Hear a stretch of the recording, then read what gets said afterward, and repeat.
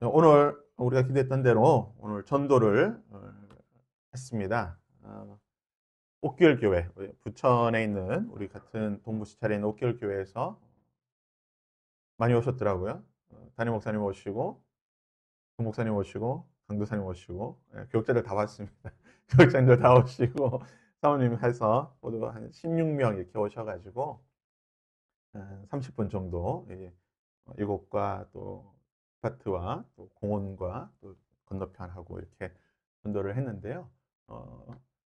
전도 용품이 좋아서 그러는지 의외로 전도를 잘 받아주셨대요. 잘 받아주셨고 그래서 다음 주는 화요일 날 전도를 합니다. 석천교회. 어, 저희 교회 임시당회장님이 섬기시는 교회 석천교회에서 와서 전도를 할 텐데요. 음, 우리가 기도했던 것처럼 우리가 하나님의 나라를 조금씩 이제 침노해 나가는 겁니다. 우리가 전도를 해서 한 발짝 한 발짝 나가면 어둠의 권세는 물러가고 그들의 권세는 깨어질 줄 믿습니다. 잃어버린 영혼이 돌아올 때까지. 오늘 목사님이 그러시더라고요. 본인이 이제 서울 영천교회에서 7년 동안 노방전도 했는데 7년 동안 전도지 뿌렸는데 한 명 왔대요. 한 명. 근데 그 한 명은 전도지 보고 왔지만 7년 동안 전도하는 동안 많은 영혼들을 하나님께서 보내주셨대요. 그러니까 전도지 때문에 돌아온 게 아니라 전도하는 그 열심을 보시고 하나님께서 영혼을 붙여주셨다고 하더라고요. 자주 말씀드리지만 우리가 하나님께 복 받을 짓을 해야지 하나님이 복을 주시는 거예요. 영혼을 달라고 기도만 해서 영혼 주시지 않죠. 우리가 영혼을 받을 수 있는 그 복 받는 짓을 해야 되는 것 같아요. 하나님이 가장 좋아하시는 전도를 할 때 하나님 우리에게 은혜 주실 줄 믿습니다. 이렇게 매주 우리가 전도할 때 기도해 주시고 하나님께서 함께 해 주시고 분명히 또 원수의 방해가 있을 겁니다. 사탄이 어떻게 해서든 방해하려고 할 것이고 또 여러 가지 또 해방을 놓을 텐데 그럼에도 불구하고 우리가 열심을 내어서 전도하는 교회가 될 수 있도록 기도해 주시기를 바랍니다.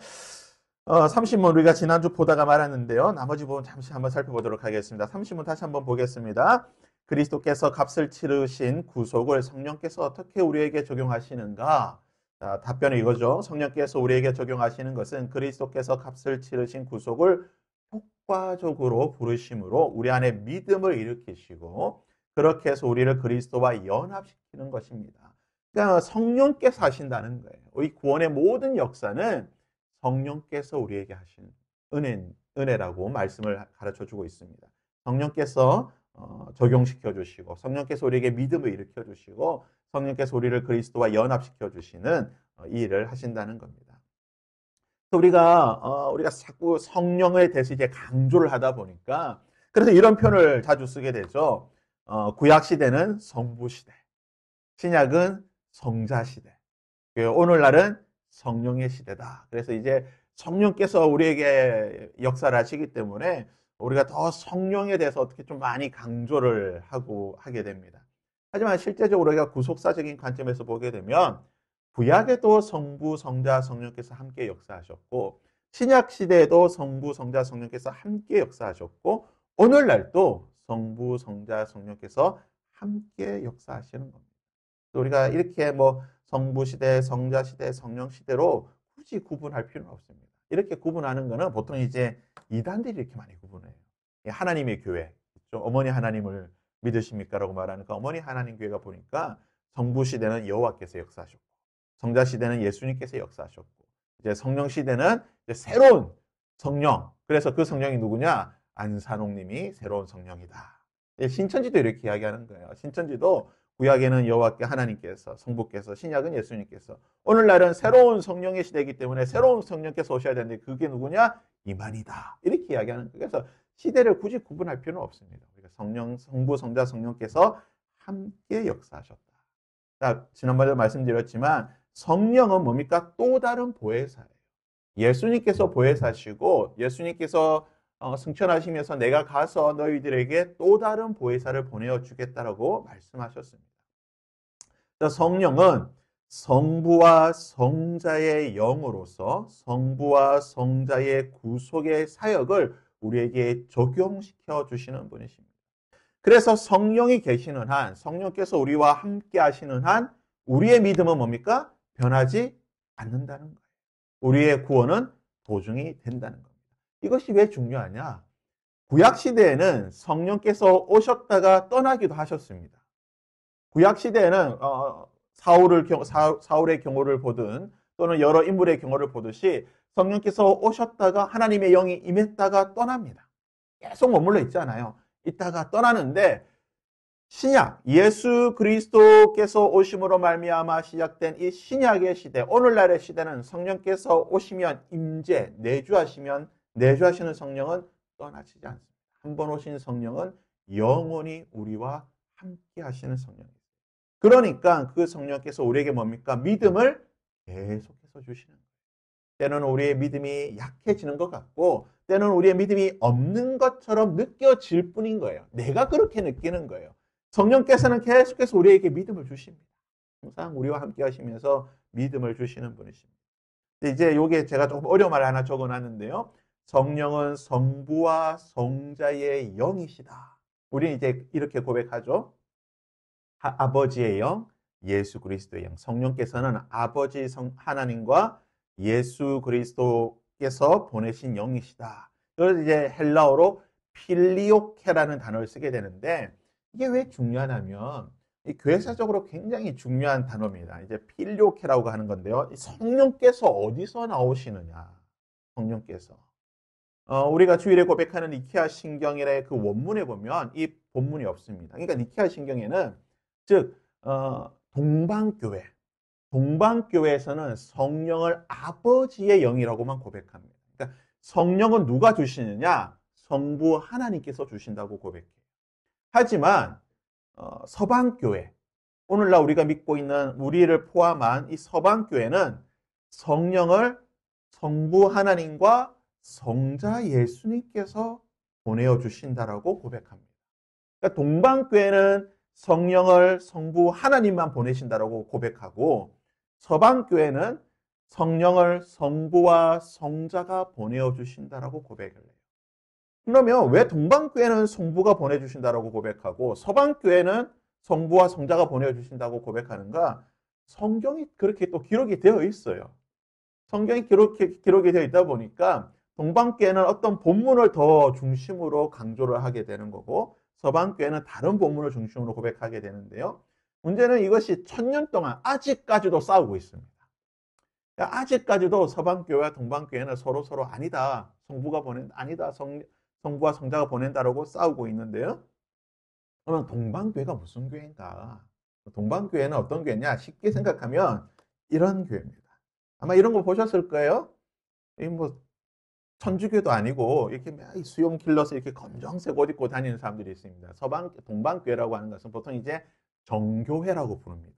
러시아 정교회, 그리스 정교회, 뭐 루마니아 정교회, 뭐 체코 정교회, 주로 동유럽과 그리스와 러시아를 중심으로 믿고 있는 교회를 동방교회라고 부릅니다. 이 사람들은 주로 이제 그 동방교회 사제들이죠. 동방교회들 보통 이런 식으로 검정색 옷이나 하얀색, 천주교와는 조금 다른 복장을 하고 다니는데요. 보시면 동방교회 교회들이에요. 동방교회 이제 성당이라고 할 수 있죠. 동방교회 교회들인데 천주교랑은 조금 다르죠. 천주교는 조금 달라요. 이제 뭐 모스크도 아니고 약간 조금 다릅니다. 이렇게 보니까 참 잘 모르겠지만 이 사진 보면 정확하게 구분이 되실 거예요. 왼쪽이 천주교입니다. 천주교 성당이고 오른쪽이 동방교회예요. 동방교회는 조금 뭔가 더 화려합니다. 금으로 꾸미고 치장하고 좀 더 화려함을 추구하는 게 동방교회입니다.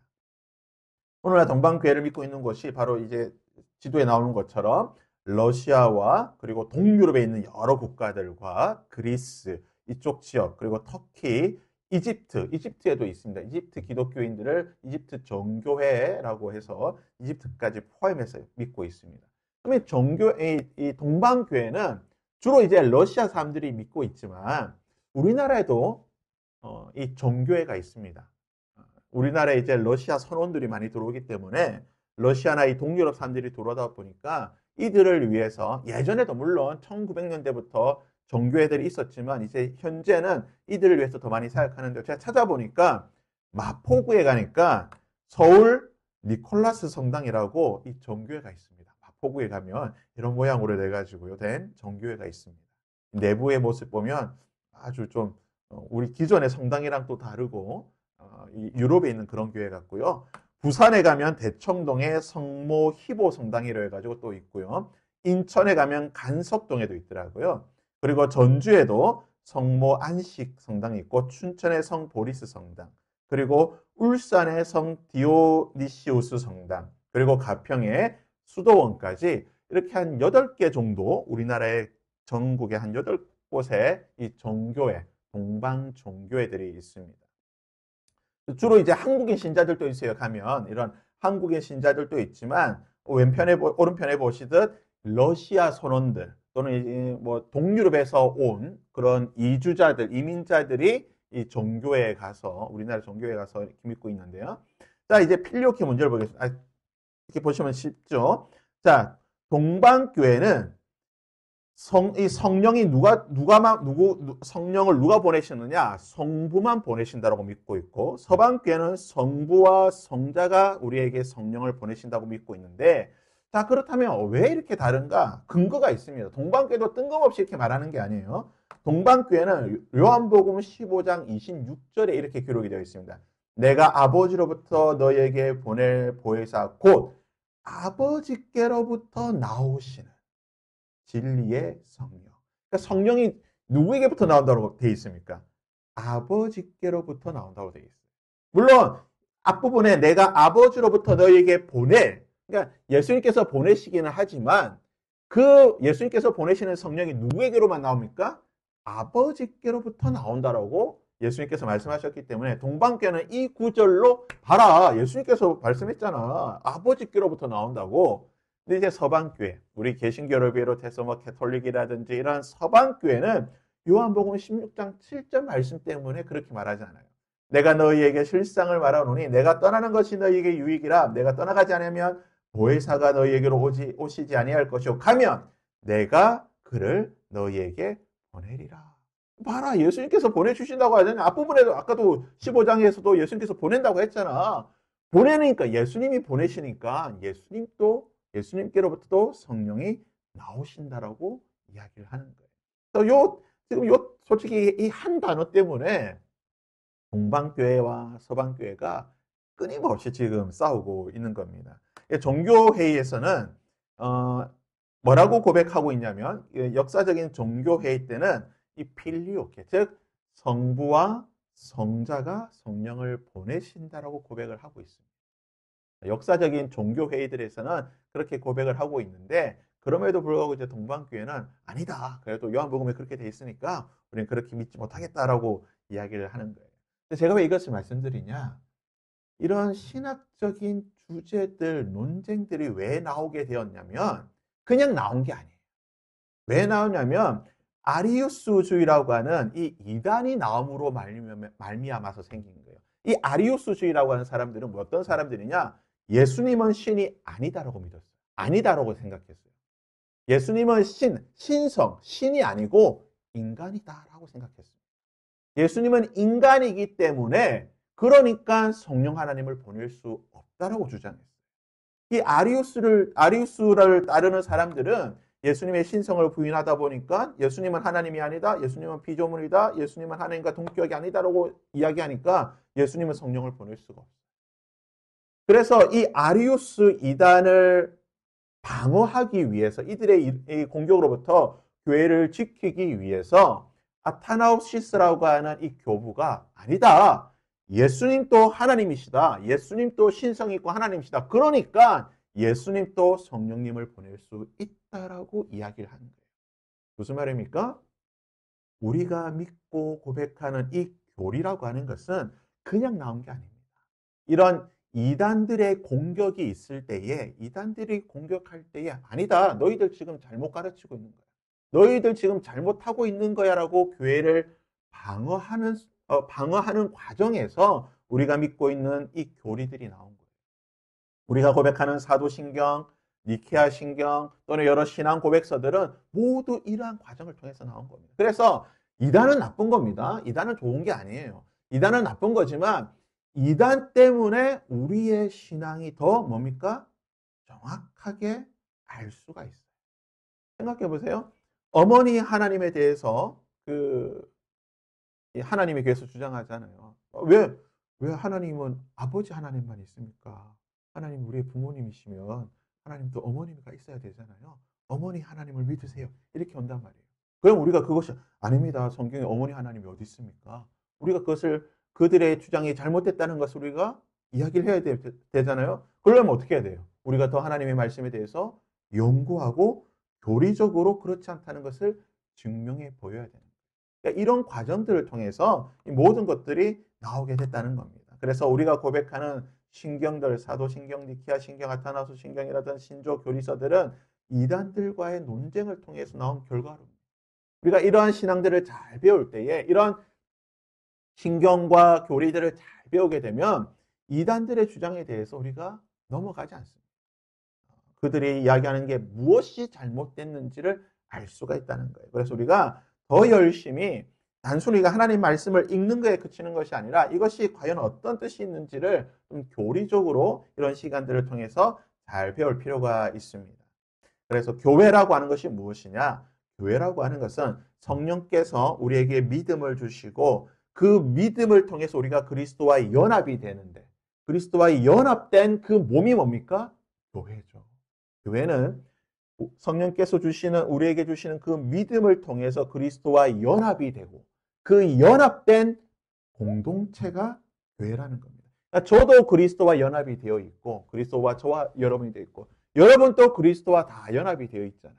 이 연합된 무리가 모임이 교회라는 겁니다. 그래서 그리스도와 신비로운 연합을 이룬 선택받은 우리를 교회라고 부르는 거예요. 신학적으로 교회란 무엇이냐? 물론 이런 건물, 이런 공간이 교회일 수도 있습니다. 이것은 2차적인 의미의 교회고 1차적인 의미의 교회는 뭐냐? 그리스도를 주로 고백하고 그리스도와 연합된 무리들이 교회라는 거예요. 그래서 우리가 가정도 교회가 될 수도 있죠. 왜 그렇습니까? 가정이 그리스도와 연합된 남편과 아내와 자녀가 함께 믿음을 고백하면 그곳이 뭡니까?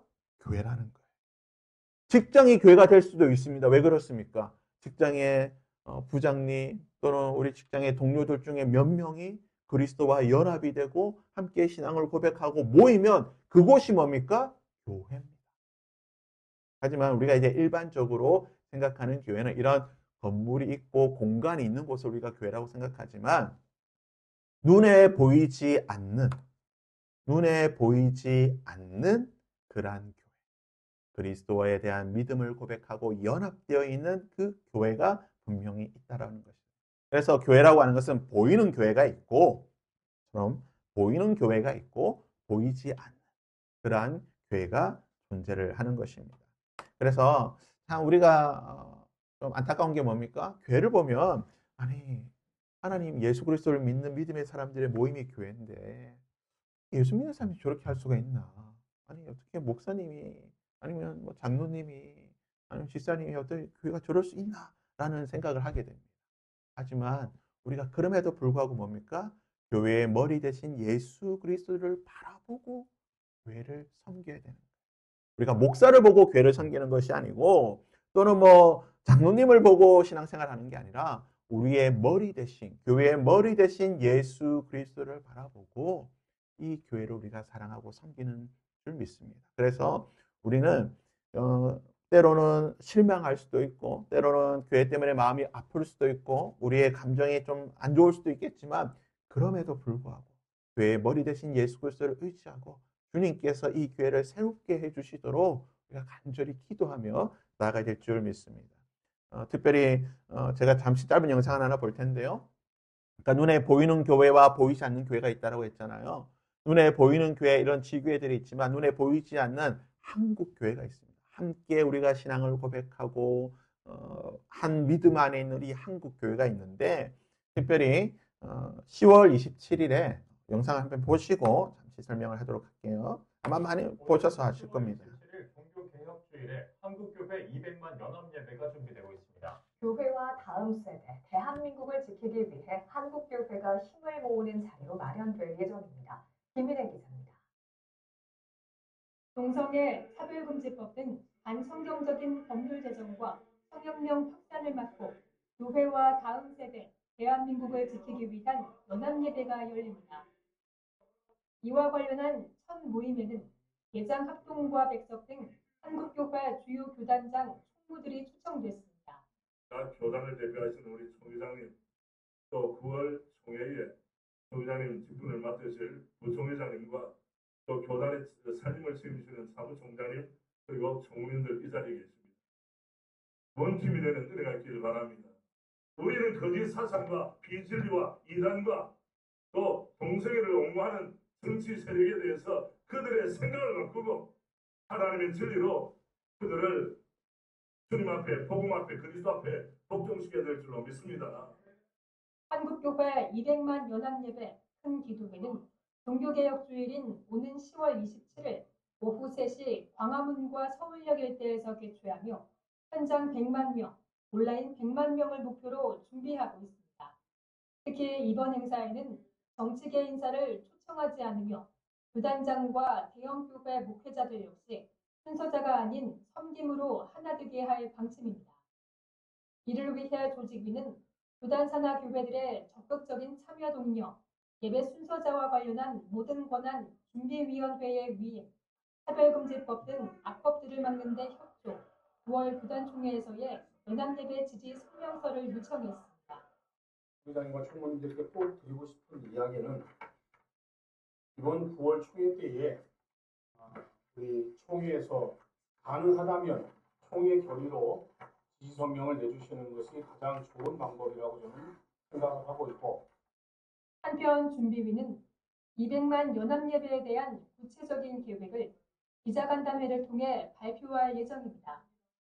CTS 뉴스 김인혜입니다. 네. 한국 교회의 좀 가장 취약한 부분이 뭐냐면 아까도 봤지만 보이는 교회가 이런 이제 보이는 교회가 그냥 자기들끼리만 잘하려고 그래요. 보이지 않는 한국 교회를 위해서 뭘 하지 않습니다. 우리만 잘하면 되지. 우리만 좀 잘 믿고 소위 말해 개교회주의죠. 우리 교회만 봉하면 되고 우리 교회만 잘 성장하면 되고 우리 교회만 문제 없으면 되지. 그런데 우리만 하다가 어떻게 됩니까? 한국 교회가 무너지는 거예요. 동성애라고 하는 이 잘못된 이 문화와 사상이 한국 사회에 지금 얼마나 많이 퍼져 있습니까? 이 한국 사회에 퍼져 있는 이 문화가 이제 한국 교회로 들어오는데 연합된 보이지 않는 한국 교회를 위해서 함께 기도하고 이것을 막아내야 되는데 한국 교회가 그걸 잘 못해요. 연합을 잘 못해요. 제가 또 기도할 때도 기도를 했지만 우리가 전도를 이곳에 하는데요. 솔직히 우리만 전도하면 뭐합니까? 함께 전도해야 돼요. 우리도 전도하고 저 옆에 있는 온사랑교회도 전도하고 저기 저 옆에 있는 백석교단교회도 전도하고 이 주변에 있는 교회들이 다 전도해야 돼요. 다 함께 전도해야 돼요. 오늘은 우리가 전도하면 내일은 저기서 전도하고 정신없이 막 전도해야지 이렇게 연합해서 공격을 해야 되는 거예요. 그래야지 사탄의 왕국이 무너지는 겁니다. 물론 우리가 해서 무너지기도 하겠지만 함께 연합해서 공격하면요. 더 큰 힘을 발하는 거예요. 우리한테 영혼을 보내주시면 감사하죠. 너무 좋죠. 하지만 우리한테 보내주시지 않는다 할지라도 저들이 전도해서 저곳으로 영혼이 가면 같은 하나님의 나라인데 하나님의 교회인데 저곳으로 가서 영혼이 회복돼도 큰 그림에서 보면 하나님의 교회가 함께 회복되는 거잖아요. 그러니까 이런 연합을 할 수 있어야 되는데 그걸 한국교회가 못한다는 거예요. 근데 참 감사한 것은요. 10월 27일 날 이 연합 예배를 드린다는 거예요. 이것을 지금 주동자는 안 좋은 표현이죠. 주관하는 목사님이 있습니다. 앞장서서 하시는 목사님이 계신데요. 우리 고신교단의 목사님이십니다. 손현보 목사님이신데요. 이 손현보 목사님이 아주 유명한 분입니다. 저희 고신교단에서 너무나 유명한 분이에요. 부산에 계신데 부산 세계로교회 담임 목사님이신데 본인이 세계로교회 갔을 때 세계로교회가 저기 부산 시골에 명지라고 하는 저 깡촌에 있는 교회입니다. 본인이 갔을 때 주변에 성도도 뭐 없고 몇 명 없고 주변에 전부 막 시골 그런 교회였어요. 손현보 목사님 이곳에 가셔가지고 매일같이 전도를 나가셨어요. 매일같이 전도 나가셔가지고 그 마을 사람들 이름 다 적어내서 매일같이 기도하고 전도 나갔다. 이 목사님이 처음 뭐 한 두세 명으로 시작한 그 이 세계로 교회가 목사님이 매일같이 전도 나가면서요. 지금 제가 알기로는 한 30년 되신 것 같은데 수천 명이 모이는 교회로 성장했어요. 근데 놀라운 사실은요. 이 교회는요. 수평 이동이 아니에요. 다 전도, 다 생자배교로 다. 지금도 전반기, 하반기 이 세례식을 하는데 한 번 세례 받을 때마다 수백 명이 받습니다. 지금도요. 지금도 300명, 400명이 전반기 때 300명, 하반기 때 1년에 500명, 600명이 전도돼 예수 안 믿던 사람들이 전도되어서 1년에 500명, 600명이 세례받는 거예요. 이 목사님이 지금 이 일에 앞장서고 있어요. 본인이 코로나 기간 동안 코로나 때 이 목사님이 우리는 코로나 때 예배 모인다. 하나님 앞에 예배하는데 우리가 정부가 우리 예배 종교의 자유가 있는 나라에서 왜 우리 예배 못 모이게 하느냐? 우리가 방역 규칙 다 지키고 모이는데 왜 못 모이게 하냐 해가지고 헌법소원을 냈던 목사님이거든요. 7월 달에 대법원에서 헌법소원 결과가 나왔는데 패소를 받았어요. 아마 제가 좀 패소된 걸로 알고 있는데 이때 그 판결 날 때 동성애에 관한 우리나라 법원의 판결이 나왔어요. 동성 커플, 동성 부부가 아니라 동성 커플에 대해서 이들이 국가 의료보험을 받을 수 있도록 국가에서 이게 정식으로 부부로 인정하지는 않지만 행정적으로 부부로 인정해 주겠다라는 판결이 나오는 현장이 있었대요. 그 현장에서 너무나 가슴이 아팠다는 겁니다. 하나님 어떻게 우리나라에서 동성애가 법적으로 인정받고 이런 일이 있을 수 있습니까? 그때 하나님께서 마음을 주셨다. 모여서 기도해요.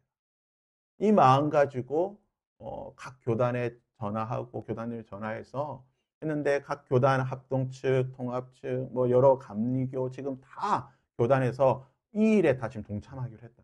그래서 10월 27일 날 나온 것처럼 광화문과 서울역 광장에서 오프라인으로 100만 명 그리고 온라인으로 가지 못하는 교회들은 온라인으로 100만 명, 한 200만 명이 미스바 때처럼 함께 모여서 회개하고 기도하고 하나님 이 나라 한번 지켜달라고 보이지 않는 하나님의 교회를 위해서 함께 연합하는 일을 하고 있습니다. 그래서 우리 교회도 어떻게 동참을 할 방법을 좀 생각을 하면서 우리 교회도 참 중요해요. 그렇죠. 솔직히 우리 개척교회고 우리 교회 한 명 성도가 급한 교회인데 하지만 우리가 하나님의 교회를 생각해요. 하나님의 교회가 올바르게 세워질 수 있다. 이곳에 하나님의 교회가 세워질 수 있다. 우리 교회뿐만 아니라 하나님의 교회가 우리를 통해서 또 옆에 있는 다른 교회들을 통해서 이 주변에 있는 여러 교회들을 통해서 온전한 하나님의 교회가 세워질 수 있도록 우리가 기도해야 될 줄 믿습니다. 그래서 우리가 그런 마음을 품을 때 하나님께서 뭐냐 어이구 귀여워라 떡 한 덩이도 안 주겠습니까? 우리가 그런 마음을 가질 때에 하나님께서 우리를 더 귀하게 보실 줄 믿습니다. 우리가 이 일을 위해서 특별히 이제 7월 27일 한 25일 정도 남았죠. 생각나실 때마다 기도해 주시기 바랍니다. 거룩한 방파제가 하나님 한국 교회를 위해서 거룩한 우리가 손을 들어서 기도할 때 방파제가 되어서 동성애를 비롯해서 차별금지법 여러 악법들이 더 이상 교회에 침범하지 못하도록 하나님께서 우리를 지켜주시옵소서라고 이렇게 좀 기도할 수 있는 우리 모습이 될 수 있기를 바랍니다.